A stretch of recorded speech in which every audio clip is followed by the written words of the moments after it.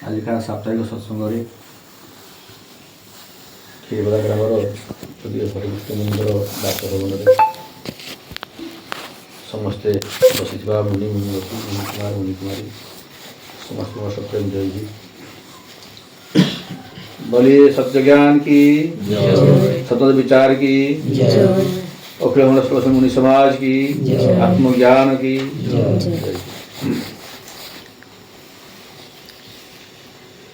आज सत्य पर मुझे आलोचना करुँची जे शिवमुनि लिखिं एटा कहीं कहवाई जाऊँगी ना शिवमुनि गोटे अन्य मॉडल से लिखिं सत्य उपर जे सत्य सनातन धर्म सनातन धर्म पुस्तक में लिखा अच्छी सत्य सनातन धर्म ये आमर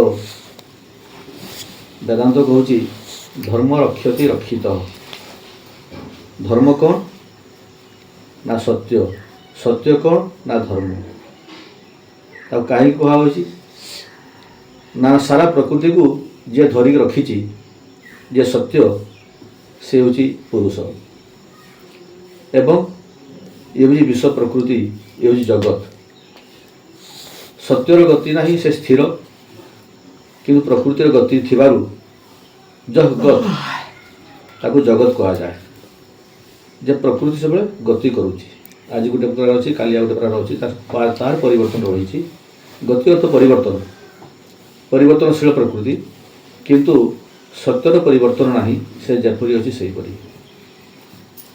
जोटा टी जो भजन में कहते जो पिंपुड़ी गली पारे ना से मत गज पड़ जाऊँगी गली चली जाऊँगी गज गली जाऊँगी से गज कौन गज जार गति अच्छी गज जे गति करि पारे से हूँ गज गति किपरि करि पारे ना प्रकृति प्रकृति को कहीं अटकई पारे ना से गति कर सुनिश्चित से आम गोटे अच्छी पुरातन भजन रे जे किए अच्छी वीर कहे जगते नियति को नब निज इच्छा मते प्रकृति हूँ पुरुष अधीन से अच्छी किंतु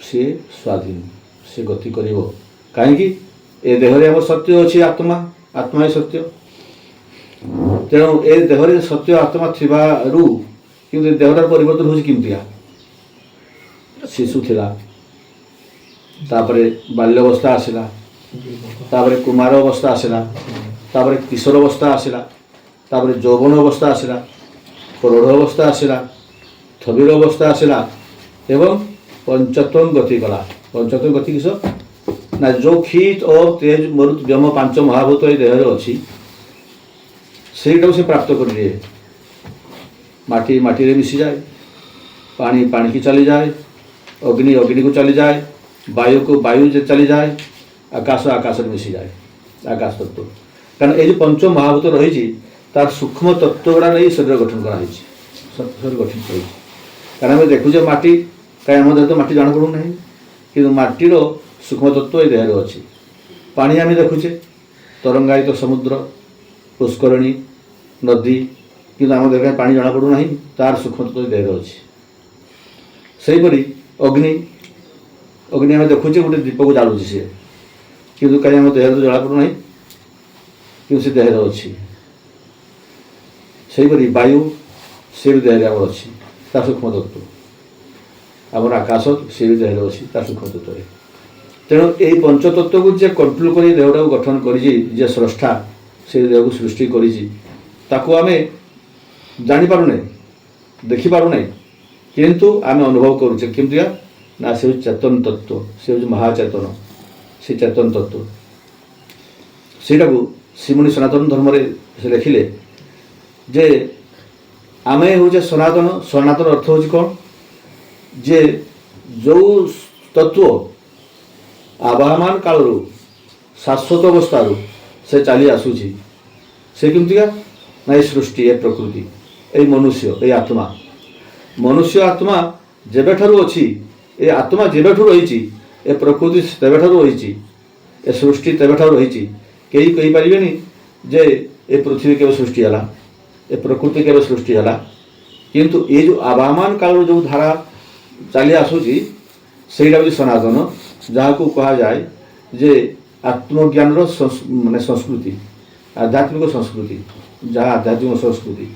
ସେତେବେଳୁ ଆପଣଙ୍କର ଯୋଗ ରହିଛି, ସେଥିପାଇଁ ସନାତନ ଧର୍ମ କହନ୍ତି, ସେଇଟା ମାନବ ଧର୍ମ। ମାନବ ଧର୍ମ କହନ୍ତି। ମାନବ ଯେବେଠାରୁ ଅଛି ଧର୍ମ ସେବେଠାରୁ ଅଛି। ସନାତନର ଅନ୍ୟ ନାମ ହେଉଛି ସତ୍ୟ। ସତ୍ୟ ସତ୍ୟ ସନାତନ ପରେ ସତ୍ୟ ସନାତନ କୁହାଯାଉଛି ସେଇପାଇଁ ସତ୍ୟ ସନାତନ ତ ଚିର। ହଁ, ସତ୍ୟ ସନାତନ ଧର୍ମ, ସେଇ ସତ୍ୟଟା ହେଉଛି ସନାତନ ଏବଂ ତାହା ଶାଶ୍ୱତ ଏବଂ ତାହା ଆତ୍ମା।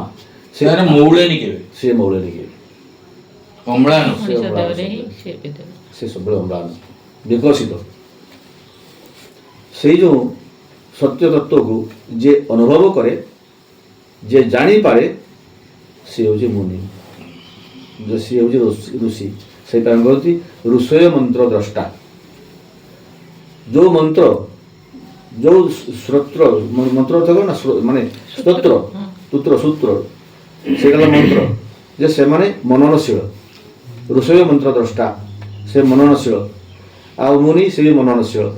ହେଁ, ସିଏ ସେ ମୁଁ ତତ୍ତ୍ୱଟାକୁ ଜାଣିପାରେ ଯେ ସେ ଆତ୍ମର ଯେଉଁ ନିଜ ଭାବଟାକୁ, ଯେଉଁଟା ମୁନି ଆତ୍ମାର ନିଜ ଭାବ ସେଇଟାକୁ ସେ ହୃଦବୋଧ କରିପାରେ ଚେତନା ହିସାବରେ ଏବଂ ତାକୁ ଧରିପାରେ। ଧରିକି ତା ବିଷୟରେ ସେ ଗବେଷଣା କରିପାରେ ଏବଂ ଗବେଷଣା କରୁ କରୁ କରୁ କରୁ ସିଏ ତା ଭିତରେ ନିଜେ ଲୀନ ହେଇଯାଏ। ଯେତେବେଳେ ସେ ନିଜେ ଲୀନ ହେଇଯାଏ ସେତେବେଳେ ସେ ଦିବ୍ୟଦ୍ରଷ୍ଟା ହେଇଯାଏ। ସେଥିପାଇଁ କହନ୍ତି ଋଷୟ ମନ୍ତ୍ରଦ୍ରଷ୍ଟା, ମନନଶୀଳ ଦିବ୍ୟଦ୍ରଷ୍ଟା। ସେଇ ଯେଉଁ ଋଷିମାନେ ତାକୁ କ'ଣ କହନ୍ତି? ଋଷିର ଅର୍ଥ ରୁ ଅର୍ଥ ସତ୍ୟ, ରୁ ଅର୍ଥ ବି ସତ୍ୟ ଆପଣଙ୍କର। ଋଷି ଯେ ସେ ସତ୍ୟର ଶୀର୍ଷକୁ ଯାଇପାରନ୍ତି ସେମାନେ। ସତ୍ୟ କେଉଁଠି ଅଛି ତାକୁ ଅନ୍ୱେଷଣ କରି କରି କରି କରି ଯେ ତା ଭିତରୁ ପଶିଯାଆନ୍ତି, ସେ ତାକୁ ଧରି ନିଅନ୍ତି ଯେ କେଉଁଠି ନା ସେଟା ବାହାରେ ନାହିଁ ମୋ ନିଜ ଭିତରେ। ତେଣୁ ସେଇଟା ହେଉଛି ସତ୍ୟର ଶୀର୍ଷ ସ୍ଥାନ। ସେଇ କହନ୍ତି ସେପାଇଁ ଯେ ଶ୍ରୀ ଶ୍ରୀ ଶ୍ରୀ ଲାଗେ କାହିଁକି? ଯିଏ ଦେହ ତ୍ୟାଗ କରିଦେଲା ସେଇଠି ଆଉ ଶ୍ରୀ ଲାଗୁନାହିଁ, କିନ୍ତୁ ଯିଏ ମୃତ୍ୟୁଞ୍ଜୟ ହେଇଗଲା, ମରିକି ମୃତ୍ୟୁଞ୍ଜୟ ହେଇଗଲା, ସେଇଠି ଶ୍ରୀ ଲାଗୁଛି। ସେ ଯେଉଁ ଶ୍ରୀ ଶୀର୍ଷସ୍ଥଳ, ଶୀର୍ଷ ସ୍ଥାନ ଯେଉଁଠିକି ସବୁକିଛି ଅଛି, ସତ୍ୟମ ଶିବମ୍ ସୁନ୍ଦରମ୍ ସବୁକିଛି ଅଛି ତା ଭିତରେ। ସେଇ ଯେଉଁ ମାନେ ସତ୍ୟମ ଶିବମ୍ ସୁନ୍ଦରମ୍ ଯେଉଁ ଅନୁଭବଟା ମୋର ଅଛି, କାହିଁକି ନା ଯେତେବେଳେ ଆତ୍ମା ଦେହରେ ଅଛି, ହେଁ, ସେ ଆପଣଙ୍କର ସେମିତି ଲେଖିଛନ୍ତି ଯେ ଆପଣଙ୍କର ଯେଉଁ ନିରଞ୍ଜନ ହମ୍ ଜଗଦୀଶ୍ୱର ହମ୍ ସୁଶକ୍ତି ସାମର୍ଥ୍ୟ ଯୁକ୍ତ ହମ୍ ଈଶ ନିରାମୟ ହମ୍ ଅଜରାମର ହମ୍ ସୁସୁନ୍ଦର ହମ୍ ଧନିକ କୁବେର। ଆପଣଙ୍କର ଯେତେବେଳେ ତାକୁ ସେ ହୃଦବୋଧ କରି ନେଉଛି, ଜାଣିପାରୁଛି ଏବଂ ତାର ସେ ସାଧନ କରୁଛି, ତାର ଭିତରେ ସେ କ୍ରିୟାଶୀଳ ହୋଇଯାଉଛି, କ୍ରିୟାତ୍ମକ ସାଧନ ସେ କରୁଛି, ସେତେବେଳେ ସେ ଆପଣଙ୍କର ସତ୍ୟମ ଶିବମ୍ ସୁନ୍ଦରମକୁ ଅନୁଭବ କରେ। ତା ଦେହଟା ଅର୍ଥ ଆପଣ ଶ୍ରୀନ ହୋଇଯାଇଥାଇପାରେ, କିନ୍ତୁ ସେ ଯେଉଁ ଜଣେ ରୋଗୀ ତା ଦେହରେ ଶ୍ରୀନ ସେ ହେଇଯାଇଛି, କିନ୍ତୁ ତା ଭିତରେ ସେ ଆପଣଙ୍କର ସେଇ ସୁନ୍ଦର ସତ୍ୟମ ଶିବମ୍ ସୁନ୍ଦର ତତ୍ତ୍ୱ ରହିଛି। ତାର ଶରୀରଟା ଶ୍ରୀନ ହୋଇଯାଇପାରେ, କିନ୍ତୁ ସିଏ ଆପଣଙ୍କର ଅସୁନ୍ଦର ନୁହେଁ। ହେଁ, ସେଇପାଇଁ ମୋର ଗୋଟେ ଅନୁଭବ କଥା ମୁଁ ଥରେ ଆପଣମାନଙ୍କୁ କହୁଥିଲି। ସେଇ ଯେଉଁ ମେଡ଼ିକାଲରେ ପଡ଼ିଥିଲେ ଜଣେ ଦୁର୍ଘଟଣାଗ୍ରସ୍ତ ହୋଇଛି ମହାଦେବ ଲୋକ, ହେଁ, କହୁଥିଲି ସେଟା ଶୁଣିଛନ୍ତି ଆପଣମାନେ ସମସ୍ତେ। ସେ ଦେଖନ୍ତୁ ମାନେ ତାକୁ ଦେଖିପାରିବେ ଆପଣ ଅତି ବିକରାଳ ଦୃଶ୍ୟ। ତାକୁ ମୁଁ କହିଲି, ହେଁ, ଯେ ଆପଣ ତ ଦିବ୍ୟ ସୁନ୍ଦର, ଯେଉଁ ଭାବ ଆପଣଙ୍କର ମନ୍ତ୍ରରେ ଜାଣିଛନ୍ତି ଶୁଭ ଭାବନାରେ, ସେଇଟା ଆପଣ ନିଜେ ନିଜ ଅନୁଭବ କରନ୍ତୁ ଏବଂ ଦେଖିବେ ଆପଣ ପୂର୍ବକାନ୍ତି ଫେରି ଆସିବ। ସେଇପାଇଁ ଆପଣଙ୍କର ଯେ ଆମର କୃଷ୍ଣ ଯେଉଁ ମୂର୍ତ୍ତି ତାଙ୍କର ଅଛି, ଫଟୋ ଆମେ ଦେଖୁଛୁ ଯେଉଁ, ସେ କୃଷ୍ଣ ଶ୍ରୀକୃଷ୍ଣ ଶ୍ରୀ ଅର୍ଥ ସତ୍ୟ, ହେଁ, ଯିଏକି ସବୁ ତତ୍ତ୍ୱକୁ ନିଜ ଆଡ଼କୁ ଆକର୍ଷଣ କରିପାରେ।